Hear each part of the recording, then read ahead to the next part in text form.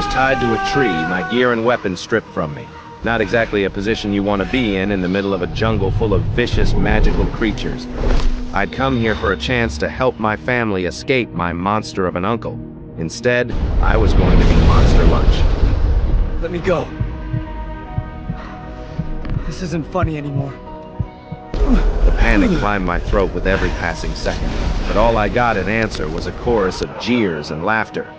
A second later, I saw a rock flying through the air. All I could do was brace as it struck me.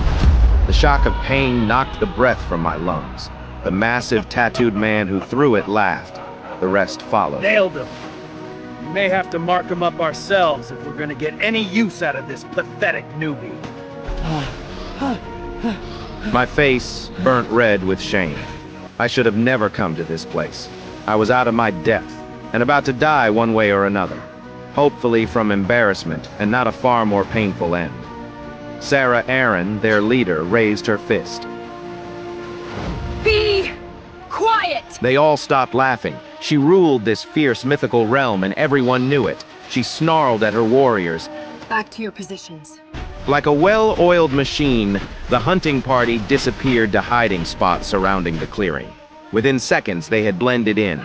I struggled against the ropes, my voice raw with desperation. Sarah was the party's captain. She was supposed to help me get a chance to pay my father's debts, but instead I'd ended up tied to a tree as monster bait, and no one had even told me why. Whatever I did, I'm sorry, okay? Please let me go. She tutted as she observed my half-naked body. I can't let you go. If I do, you won't learn your lesson. I racked my brain for an answer, but couldn't figure out why Sarah would want me dead. She was close enough to kiss me. If only that was what she was here for. Instead, she drew a curved dagger from her side belt, its hilt gleaming with gems. She pressed its cold steel against my exposed chest. The smell of blood will bring the beast closer. She drew the knife across my chest. Thin streaks of blood slipped down my torso. I winced. Then she lifted a hand and playfully slapped my cheek. So long, newbie. Any other time, the sound of Sarah's commanding voice might have thrilled me, especially when I was tied up and naked. But this was different. This wasn't foreplay. It was premeditated murder. I was being used as bait, a shivering naked morsel to draw out a ferocious lava leopard out of its cave. It was one of the deadliest creatures on God's sanctuary, the hell planet I'd found my way to, and one of the most valuable. Moments later, steps padded deep in the cave. My breath hitched, and my skin prickled with sweat. A low growl rolled through the air, deep and rumbling. And then, it emerged. The leopard stepped into the clearing, its spotted coat rippling with muscle, its eyes focused and hungry. I swallowed hard, my voice barely a whisper. It's a good kitty. My eyes were drawn to its sleek silver claws, sharp and curved like scimitars. I shouted to the others. Maybe they'd change their minds. Okay, I've baited him, now catch him. I was willing to say anything, but I knew that wasn't the plan. A lava leopard was on high alert at all times. The only time its defenses were down was when it was feasting. I was meant to be the feast. The leopard took a step closer, barely making a noise as it moved over the jungle floor, its body tensed, ready to pounce. All I'd wanted was a chance to save my mother and sister from starvation, and God knows what worse. To prove I wasn't the loser everyone thought I was, now I was good as dead. How did this happen? I shut my eyes as my mind replayed the events of the past week. It started where my troubles always do, with my family. I came home to find my uncle making my mother and baby sister cry again. Ever since my father died, he wouldn't leave us alone. My brother owed me a lot of money. If you can't pay his debts, I'm taking this home. My mother sobbed. It put my teeth on edge. I felt useless to help her. Please, we have nowhere to go. If we lose the house, they'll take Yara. She clutched my little sister to her chest, her fingers shaking. Yara, only 5, hid her face against our mother's shoulder. My uncle smirked. He was enjoying this. Not my problem. My mother whispered, desperation cracking her voice. Please, there must be another way. He looked her up and down. A hungry grin spread across his face. What are you suggesting, Suzanne? I couldn't take it any longer. No! I rushed at him with my fists up. I couldn't even stand what he was thinking. You don't mess with someone's sister. You don't mess with their mom. The next thing I knew, I was flat on my back. My mother was shouting. Yara was crying. My uncle looked down at me, shaking his head. Just as pathetic as your father. My mother rushed to embrace me, still holding Yara. My sister's tears wet my shirt. I sat up hot. How much? My dad owed you. My uncle flicked dirt from under his nails. 2 million. 2 million. That was more than most people made in a lifetime. But what choice did I have? If I did nothing, Yara would go to a home. And I didn't even want to imagine what would happen to my mother. I tried to keep my voice steady. I'll get you your money by the end of the month.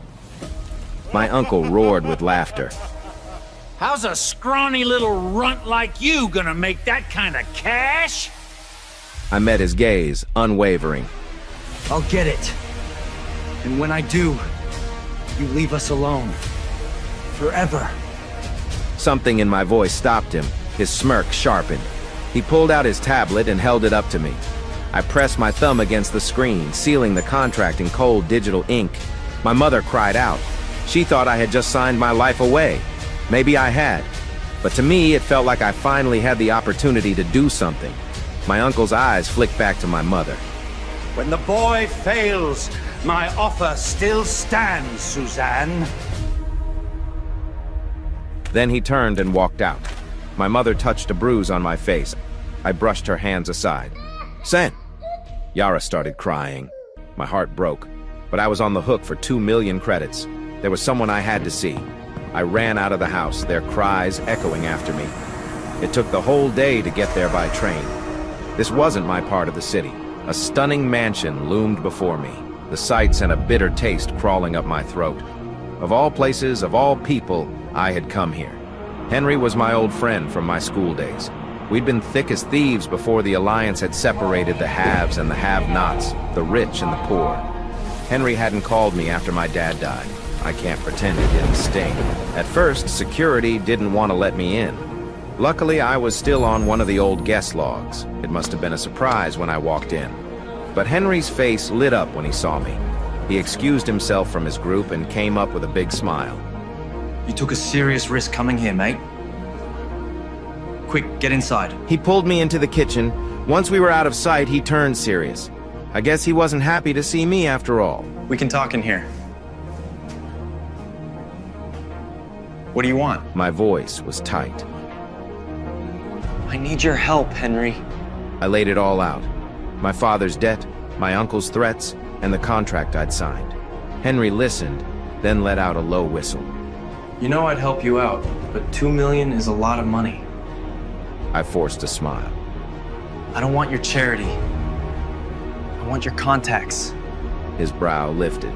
Your father knew mine. Just get me 5 minutes with him. Then I swear I won't bother you again. He frowned. Humoring an old friend from the wrong side of the tracks who showed up unannounced at your door was one thing. Asking for time with his dad was another. Reginald Jang was a high-profile, super-rich minister at the center of the new government. Time with him was gold. I envied Henry in that moment. Having a choice about whether to help an old friend or go back to his party, I had no choice at all, so I went for the kill. Remember, you owe me. Henry's smile froze. He looked at me for a long moment. I was calling in an old marker, one we hadn't spoken about since that day. It was a risk. I was betting that Henry would honor a very old debt, one he would have preferred to forget the reason why he ever owed it, one we both would. But the wager paid off. He grinned, the old Henry again. Well, you don't gotta get all serious. My dad is with the resident right now, but I can get you a meeting. I nodded, too tired to smile. Henry had come through. It was good to know we were still friends. On the way out, Henry grabbed my arm, the grin still on his face. But now you owe me. 20 minutes later, Henry's chauffeur dropped me off in front of a towering glass skyscraper downtown for a meeting with his dad.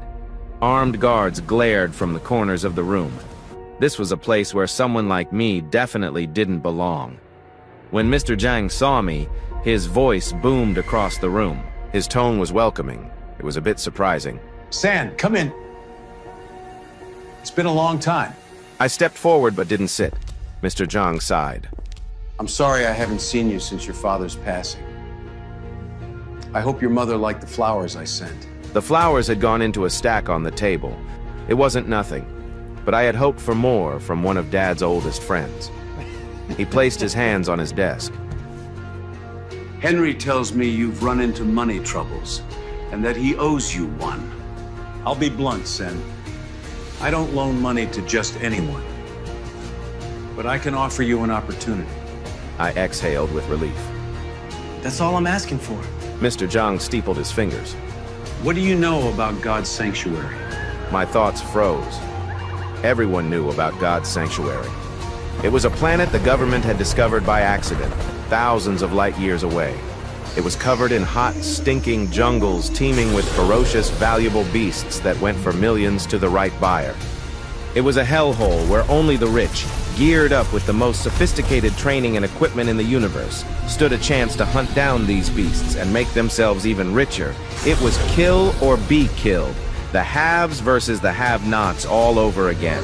Not the kind of place where you'd send someone like me. Go on. I sponsor a hunting party on the sanctuary. Last week, one of my warriors died during a hunt. Mr. Zhang's voice was casual, but his gaze was sharp. I could arrange for you to take his place. The air in the office seemed thinner. He seemed to be waiting for me to say no, but I didn't say anything at all. Mr. Zhang stood. His smile was back. He knew I was on the hook. I'd take 50% of what you kill in return for equipment, organization, and transportation. I frowned. 50%? When I was the one risking my life? Sounds like a lot. He smiled, and now I could see the ruthless businessman. It is, but a single successful hunt in God's sanctuary can earn you more in a day than most people make in a year. Kill a sacred beast and acquire its sacred soul? Millions. He came around his desk and sat in front of me. In one day, you could clear your father's debt and secure your family's future. Your uncle would never bother you again. I thought of my mother's tired face, the dark circles under her eyes. I thought of Yara, of her laughter before she knew what it meant to be afraid. All I'd ever asked for was a chance. Maybe this was it. When do I start? I knew my mother would never let me go. And if I looked at my sister's sweet face, I couldn't. So I didn't. Instead, I left a note on the kitchen table and slipped out into the night. When I got in line at the station, I realized what I had really gotten into. Around me stood hunters, real fighters, draped in reinforced armor and weapons strapped from head to toe. I had nothing but the clothes on my back and the small alloy knife the weapon master had handed me. Why hadn't I been given any fancy gear? The station captain stepped onto the podium. His voice rang out as if he had given this speech 1,000 times before. Listen up, you all know the drill. Sarah, Aaron will meet you on the other side with your assignment. If you've earned enough experience points to level up, you can cash them in once you're on the sanctuary. No leveling up in here. You cast a fireball or a lightning bolt in my station, and you'll learn why they used to call me the Sanctuary Psycho. The veterans chuckled. My head swam. I said it out loud before I could stop myself. Fireballs. Experience points. What had I gotten myself into? Laughter rippled through the crowd. A huge brute shouted. Don't worry, rookie. You'll never need to know. I clenched my jaw, an embarrassed flush creeping up my neck. I stuck out like a sore thumb, underdressed, underprepared, and painfully out of place. But I didn't care. This was my shot. It was what I'd been waiting for. I stepped up to the teleportation plate, my heart slamming against my ribs. A technician glanced me up and down, barely suppressing a smirk. Have a good trip. Before I could respond, the world ripped away. It was a violent pull, a gut-wrenching lurch, then nothing. When I opened my eyes, I was in another dimension. The pictures I'd seen back home didn't do the place justice. The sky overhead was a deep, rich purple, streaked with clouds in shades of pink and gold. 2 suns hung low on the horizon, one large and orange, the other smaller and bright white. Hunters walked up and down the street, carrying the most outrageous weapons, garbed in fantastic suits of armor. Some of them glowed as if imbued by magic. Maybe I should have been scared, but I wasn't. This is all I had asked for. Everything was going to be fine, but nothing could be further from the truth. Within a week, I'd ended up here. The lava leopard was close enough now that I could feel the heat baking off its body. It readied itself to pounce. As it did, Sarah Aaron's voice came from the bushes. She was readying her spear. Once the beast was busy with me, they were going to attack. Henry Jang sends his regards. Rookie, he said to tell you this clears your debt. Her words echoed through my head. Henry had done this. Guess I shouldn't have reminded him that he owed me one after all. It was safer to take me out than to have me walk around with that information in my head. He said I owed him on the way out the door. I thought he was joking. Guess he wasn't. He probably told his dad to offer me a trip to God's sanctuary. But the more I thought about it, I decided I did owe Henry. His father, too. All I'd wanted was a chance to help my family. But now I realized I had another debt to repay, too. I was looking forward to settling up with them both, sooner rather than later. The leopard's eyes met mine. Sen's tied to a tree with vengeance on his mind. Now the beast's about to pounce and it's time to pay his debts. Can Sen defeat the leopard and fight his way free of Sarah Aaron? Can he pay off his uncle and save his mother and Yara? What traps lay in store once Henry learns Sen's back home? And can our hero take his revenge on everyone who has betrayed him? To find out, listen to the hit audio show Super Gene, only on the Pocket FM app. Tap the link below to continue the story for free.